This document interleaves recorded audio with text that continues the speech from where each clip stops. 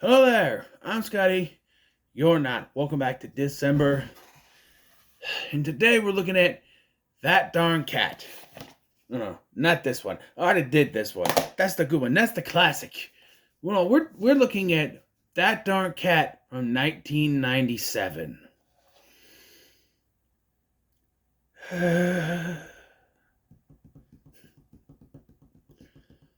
So there's a misconception about this movie, at least from me. I thought this was a Wonderful World of Disney movie. Turns out this thing went to theaters. Yeah, because they always played it on Disney Channel back in the day. I think it might have even been in Wonderful World of Disney at one point. So who's to know?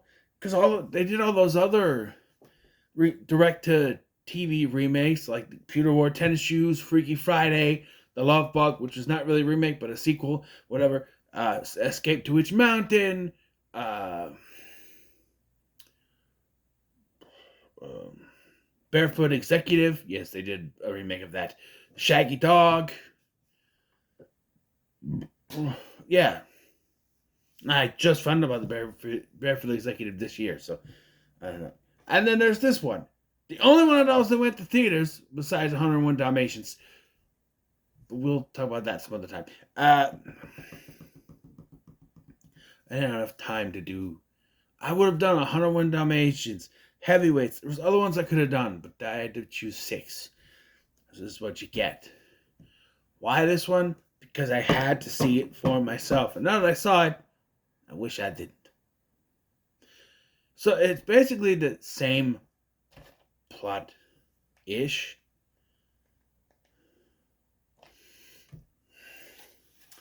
Someone gets kidnapped. The cat who goes out on the town knows what happens. So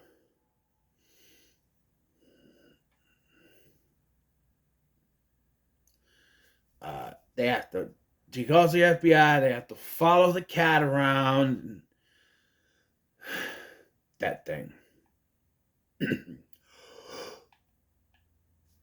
Well, this one differs is that it's just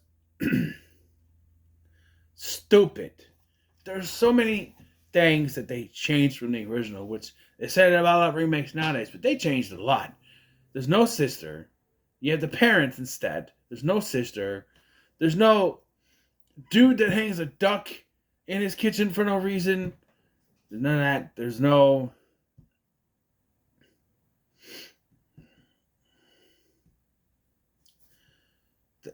comedy. There's no oomph in this movie. There's no. They made Detective Kelso black. Dougie Doug. That's not the problem. Them getting rid of all those things is not the problem.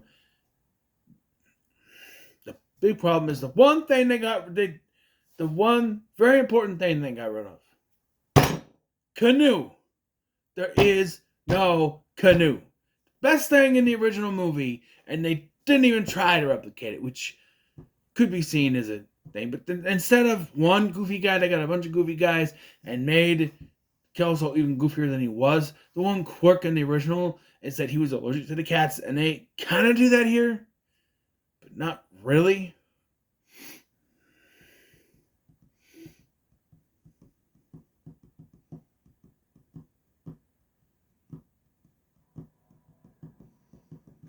The person kidnapped is not even Miss Miller. She's not the bank teller. It's these two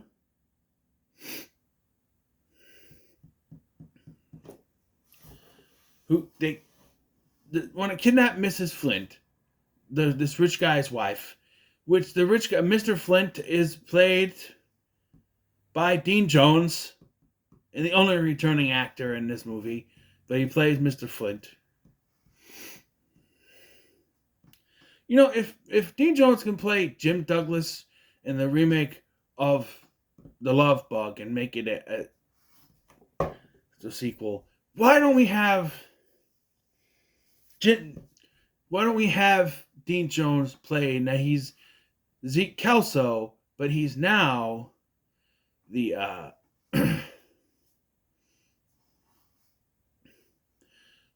in charge of the FBI. Or there was the whole thing where it's like they keep saying to Kelso in this one, "Oh, your father this, your father that." It was like, "Oh, you well that changed to your stepfather, your stepfather, your stepfather was this, your stepfather was good, your stepfather would be proud," and the whole thing, like, and it's Dean Jones, like have him be a cameo. Your stepfather is here, like your stepfather is in charge of the FBI or whatever. Stepfather, and it's Dean Jones. No, he's playing Mr. Flint. And he's got a wife who is like very self-conscious, but she wants to eat uh,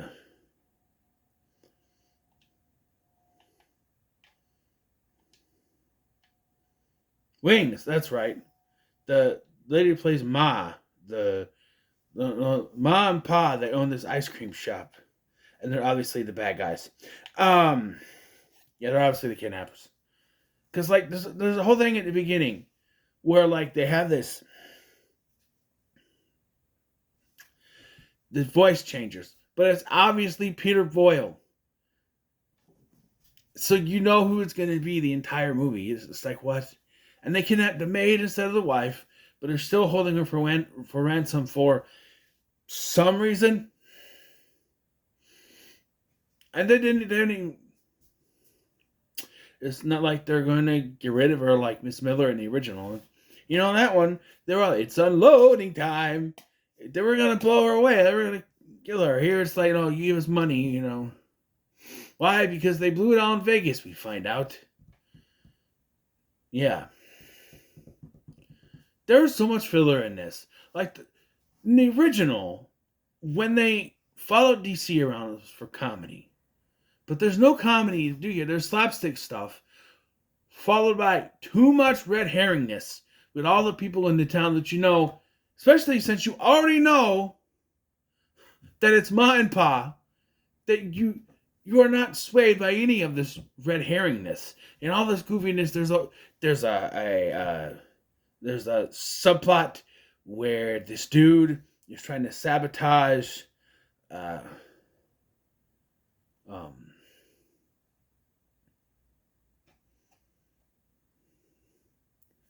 John Ratzenberger, and they end up at the end. They end up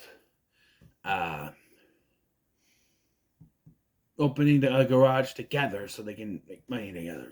There's also a subplot where Tom Wilson and Brian Haley are playing two, I guess they're brothers, Melvin and Marvin, the patrolmen, and they're, because it says here, Melvin Yazbo, Marvin Yazbo. Melvin and Marvin, and they're on some sort of case, and they keep finding meat, and it turns out that Lou, who's a woman, it's Megan Kavanaugh, it's Trudy from Home Improvement, Al's first serious girlfriend. It's her. She's got a thing for Melvin, Tom Wilson's character, so she been leaving meat for him. Chops. He likes chops, apparently. But that's not it, because you already know who it is. And so this whole movie of all the goofiness trying to track down DC, they do the thing where DC just leads them back to the house again. Seen that in the first one, and it was done better. Right? There's also some old lady. I don't know. The path that DC followed in the original made sense. This one, it's just, I don't know what they were trying to do. And even if the stuff in this film was good, you gotta get your lead character to actually act. For which Christina Ricci is not. I'm gonna kill you, DC. It's a double 360. In fact, a 720. There's so many voiceovers. There's a point where you just see a car driving and you clear as day voiceover. It's like you would not be able to hear that. It makes no sense. There's car chases where you clearly hear the dialogue because it's voiceover. Makes no sense.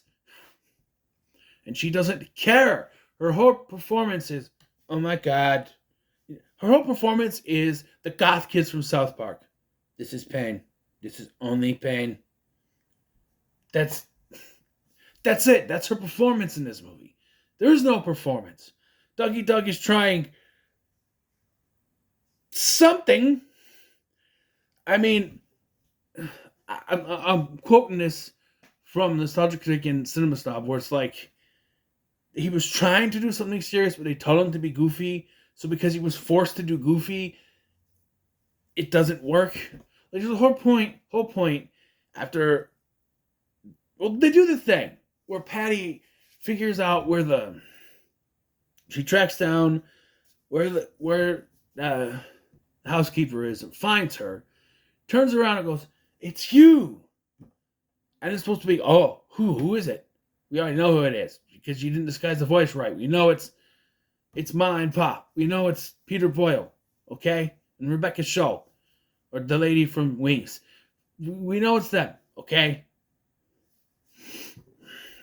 And they still take time. So now you have Kelso, who realizes that something's wrong and now is trying to be the cat. He's walking down the thing like this, trying to walk like I'm slinking. He jumps in a garbage can, and I just till he eventually finds them, and so he's got them at gunpoint. He rescues the housekeeper. He rescues Patty, but he's got to fuck up somehow, right? So Patty goes, "What about DC?" And if I was Zeke, I'd be like, "You know what? Every time I'm around this cat, I sneeze. So I'll wait till I arrest these two, then I'll come back for your damn cat. Or you know what? You do it. How about that?" No, of course not. We need shenanigans. So he goes to undo the cat. He sneezes. He fumbles the gun, and they hold a rifle on him. And it turns out that it is Melvin and Marvin that crashes in and saves them. So they are going to get all the credit, even though they do congratulate Kelso. There's this whole thing, like in the original, where they don't believe him, and he ends up going back on the case anyway. He gets in trouble, blah, blah, blah. There's even a subplot where they kidnap Patty's father because he's trying to snatch the cat, so they think he's one of the criminals. But it's his cat. It's Michael McKean, so he tries. I don't know. He tries. He doesn't say it works, but he tries.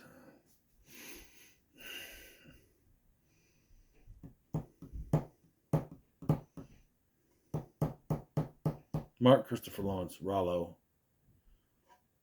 I did like the thing in the end where it's like, "Hey, how could..." Rollo looks at Dusty and goes, "How come your name's first?" "Well, I told you before. It's alphabetical." "Oh, that's my John Ratzenberger." "Hey there, Belly." Yeah. And then they do this thing at the end. I know it's to cut the credits. If you're going to do this, go to black credits, not... Because they do a thing where the cat runs by, he sneezes, and it goes through a freeze frame, and then you're supposed to cut the credits. The problem is, it doesn't cut to black credits where they... And then it just goes up. No. It goes... And then cuts to them walking again with the credits popping up behind them. And I'm like, okay, I see what you were trying to do, but freeze framing, just to then continue them walking, doesn't work. If you go to a black screen with credits, like a regular credits, ending credits, it works. This does not work. I don't know what the hell you were trying. I know what you were trying to do, but it didn't work this way. No, the movie is. No, this was fun when I was a kid. I don't even know if I watched it that much. Maybe once. I remember seeing it on Disney Channel, and again, I swear they aired it on Wonderful World of Disney. I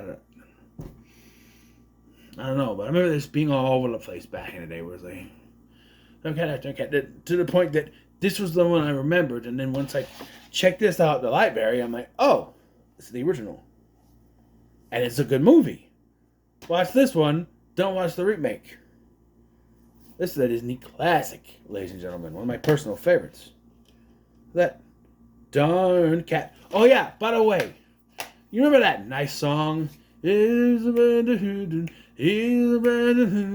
That darn cat. No. Subtlety is, this is the 90s. We go, that darn cat. That darn cat. That darn cat. Yeah, that's what the theme song is. That darn cat. Yeah.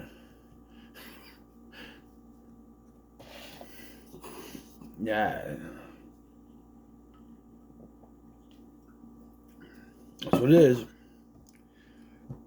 It's also a different cat. This is the Siamese, if you please. Different cat here. I don't know what kind of cat it is, but it's different. I enjoyed the Dean Jones cameo for what it was. I do like how there's a running gag with him where they're like, "You gonna pay the ransom?" I can't. We're broke. We blew it. We had no money. I made some bad investments. It was the '80s. Whole thing. And then at the end, when he greets her, he's like, "Oh, is he? I hope you don't expect to be paid this week."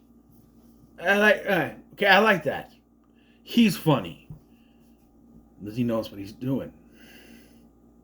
There's just too much. I, I'll give it a low middle of the road. Because it's one of those things where I kind of want you to watch it. I want see it for yourself, you know? But I'll give it a low middle of the road. It's not something I'd ever seek out again.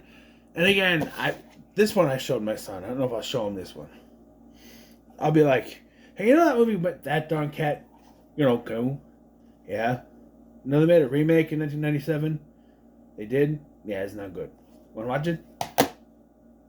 He'll probably say yes. Anyway,